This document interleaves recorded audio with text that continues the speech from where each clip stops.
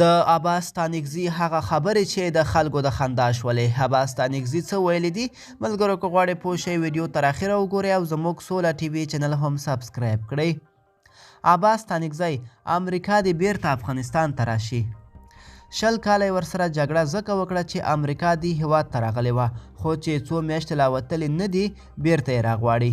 د طالبانو د بهرنیو چارو وزارت د سیاسي برخې مرستیال عباس ستانکزي په خپلو تازه څرګندونو کې ویلي چې امریکا دې بیرته افغانستان ته راشي او دلته دې سرمایه ګذاري وکړي. عباس ستانکزي وویل په ځانګړي ډول د امریکا دنده ده چې د افغانستان په اقتصاد کې پوره ونډه واخلي، ځکه په تیرو 20 کلونو کې د افغانستان اقتصاد همدې امریکا خراب کړ. اوس دا د دوی دنده ده چې راشي او د افغانستان د اقتصاد په چارو کې ونډه واخلي او دلته خدمت وکړي. ستانکزي وویل چې دا د امریکا تعهد ده چې د افغانستان راتلونکی اسلامي نظام په رسمیت وپیژني او دا مهمه هم ده. هغه له امریکا وغوښتل چې په افغانستان کې خپل سفارت خلاص کړي. آیا امریکایان مسلمانان شوي؟ آیا دا هغه امریکا نه ده چې وړاندې راغلې وه؟ آیا د دې امریکا بیا راتګ په دې معنا نه دی چې دوی به بیا یرغل کړی وي؟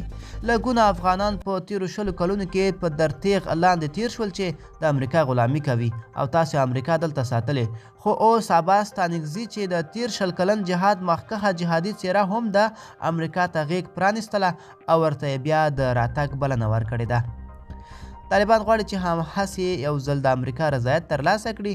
عباس ویل چې امریکا د خپل سفارت هم په کابل کې پرانیزي. ملګرو تاسو د عباس ستانکزي د دې څرګندونو په اړه کوم نظر لرئ موږ سره کمنټ کې شریک کړئ او د لا ښکلو ویډیوګانو لپاره زموږ سوله ټي وي چینل سره پاتې شئ. تر بلې ویډیو ښه وخت ولرئ.